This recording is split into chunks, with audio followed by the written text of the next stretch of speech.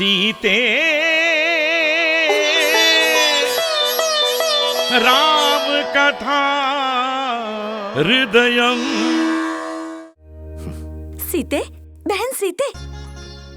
ओह, अब से तो सम्मान पूर्वक युवरानी जी कहकर बुलाना पड़ेगा ना।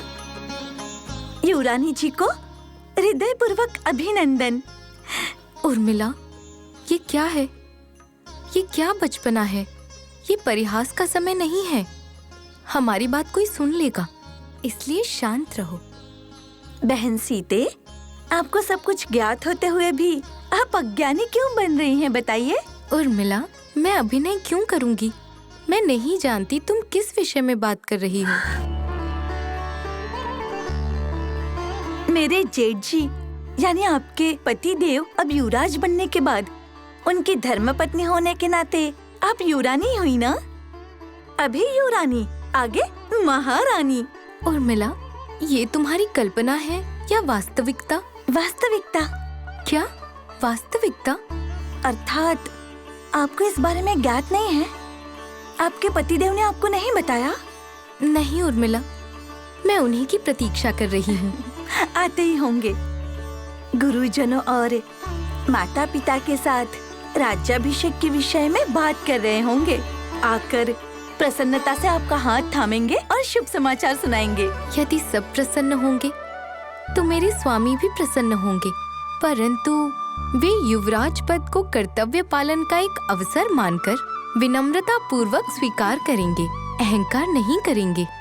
बहन सीते, रामचंद्र जी के स्वभाव से मैं भी ज्ञात हूँ, परंतु श्रेष्ठ और योग्य व्यक्ति यदि अधिकार के पद पर विराजमान हो, प्रजा का कल्याण होता है। युवराज के पद के लिए रामचंद्र जी जैसे उत्तम और योग्य व्यक्ति और कौन हो सकते हैं? अभिमान और गर्व तो मुझे भी है बहन, परंतु मेरे स्वामी सभी की शुभकामनाओं से, सबकी अपेक्षाओं के अनुसार समस्त प्रजा के कल्याण के लिए कार्य करेंगे। ये विश्वास और भरोसा है मुझे। उन्हें ये शक्ति प्रदान करें, इसके लिए मैं भगवान से प्रतिदिन प्रार्थना करती हूँ। युवरानी सीता देवी को मेरा प्रणाम। महारानी कौशल्या देवी आपसे मिलने के लिए आना चाहती हैं। उनसे कहो कि मैं आ रही हूँ। जो आज्ञा युवरानी। बहन सीते, मुझे लगता है महारानी ने इसी विषय पर चर्चा करने के लिए आपको वहाँ बुलाया होगा। उर्मिला, तुम भी मेरे साथ चलो बहन। माता मई को इससे आपत्ति नहीं होगी। अवश्य आऊंगी बहन। ऐसी प्रसन्नता को बड़ों के साथ बांटने की इच्छा मुझे भी है। चलो बहन, चलते हैं। माता। लक्ष्मण, बहन कौशल्या देवी के पास जा रही थी। आइए बैठिए। नहीं माते, विश्राम तो संभव ही नहीं। क्या हुआ? क्यों नहीं बैठेंगे आप? नृत्य करने की इच्छा हो रही है माता, अभी तो विश्राम नहीं कर सकता। बड़ी विचित्र बात है। क्या हुआ है आपको? माता, माता, मैं अत्यंत प्रसन्न हूँ माता। उसी प्रसन्नता का समाचार देने हम आपके समक्ष आए हैं माता। प्रसन्नता का समाचार? हाँ। तो आप मुझे शीघ्र सुनाइए, भूमिका मत बांधिए। हमारे भ्राता रामचंद्र का शीघ्र ही राज्याभिषेक करने का निर्णय लिया गया है माता। सत्य है कुमार? ऐसा प्रतीत हो रहा है मैंने अमृत पी लिया हो। केवल आप और हम ही नहीं, समस्त राज्य उत्सव मना रहा है। अयोध्या नगरी तो राम नाम का जाप कर रही है। लक्ष्मण, उचित समय पर शुभ समाचार लाए हैं। इस समाचार से मेरी बहन कौशल्या कितनी प्रसन्न होगी। बड़ी माता के उदार हृदय के लिए भगवान ने ये शुभ समाचार भेजा है। हाँ कुमार, हमारी बहन कौशल्या कितनी महान है, कितना उदार हृदय है उनका। सत्य कहूँ तो ये शुभ समाचार सुनकर मैं अति प्रसन्न हूँ। बहन कौशल्या भी बहुत प्रसन्न होंगी। हमारे लिए भी माता। भ्राता के लिए कुछ भी शुभ होना हमारे शुभ होने जैसा है। उनके सुख हो या दुख हमारे हैं। यह समाचार बहन कौशल्या देवी को अब तक ज्ञात हुआ कि नहीं? जो भी हो, यह समाचार उन्हें सुनाकर ही मुझे शांति मिलेगी। आप भी साथ चलें। अवश्य माता, हम भी चलेंगे।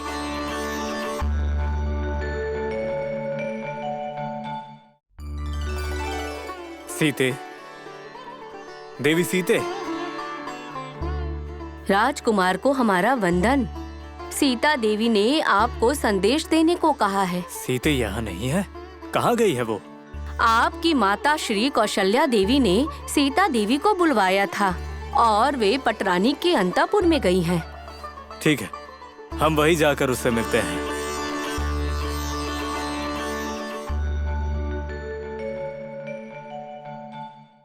श्री रामचंद्र को बधाई हो। हम सबके प्रिय रामचंद्र को बधाई हो। ये क्या? हमें बधाई देने के लिए ही आप सब यहाँ एक साथ एकत्रित हुए हैं? ऐसा ही समझ लो पुत्र। ये शुभ समाचार सुनकर तुम्हारे सभी शुभ चिंतक आनंदित होने का अवसर कैसे गंवा सकते हैं। युवराज अभिषेक का समाचार सीते को बताने गए थे हम। पता चला वो यहीं है, परंतु यहाँ आया तो एक बड़ी सभा ही जुड़ गई है। सीते को मैंने ही बुलवाया है। ये आनंद के क्षण मुझे अपनी प्यारी बहू के साथ बांटना चाहिए, ऐसा लगा मुझे। ये बात सुनकर सुमित्रा, उर्मिला और लक्ष्मण भी आ गए। कुमार रामचंद्र, जैसे ही लक्ष्मण से मुझे राज्याभिषेक का समाचार प्राप्त हुआ, आपकी माता से मुझे मिलने का मन हुआ। कितने समय से उनके मुख पर मैंने आनंद नहीं देखा था, जो आज देखने को मिला। देखिए कुमार, देखिए, अपनी ममतामयी माता के मुख पर आनंद को देखिए। उस दिन जब आपने शिव धनुष को भंग कर सीता से विवाह किया था, तब यह आनंद उनके मुख पर दिखा था मुझे। हमारे हृदय के निकट आप सबकी प्रसन्नता का ये युव राज्याभिषेक एक कारण बना, यही संतोष है। परंतु बड़ों के चरण स्पर्श और उनके आशीर्वाद से बढ़कर और कौन सी संतुष्टि है? कुछ भी नहीं।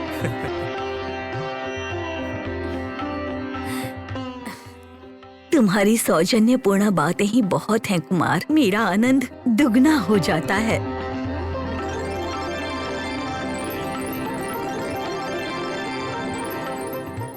लक्ष्मण जैसे गुणवान और भ्रातृवत्सल भ्राता को जन्म देने वाली माते, आप ही को बधाई मिलनी चाहिए।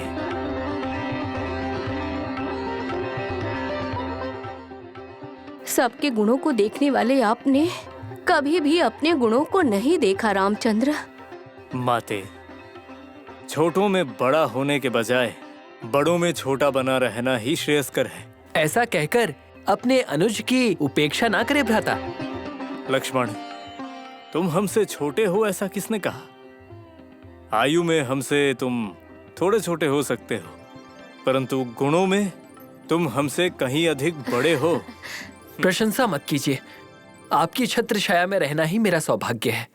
इसके अतिरिक्त कुछ नहीं चाहिए। यदि ऐसे भ्राता हों, तो किसी भी परिवार में अशांति किस प्रकार हो सकती है? तो क्या हम आदर्श बहनें नहीं हैं? जिस घर में हम हैं, वहाँ भी शांति भंग नहीं होगी। ये सब तुम दोनों ने मुझे और सुमित्रा को देखकर ही सीखा है ना?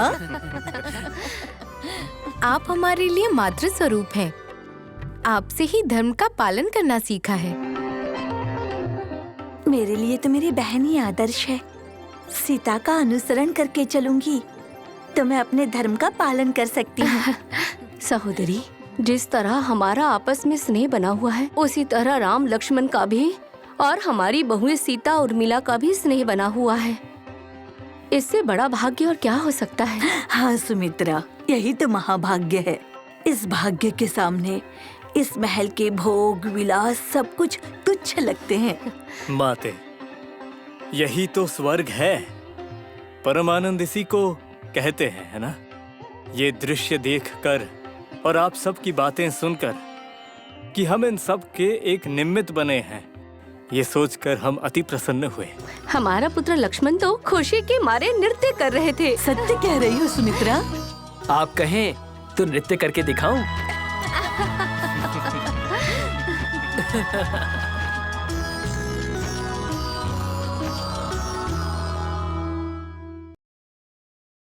आप जुड़े हैं एक ऐसी कहानी के साथ जो दिल को छू जाती है। साथ बनाए रखें। सीते राम कथा हृदयं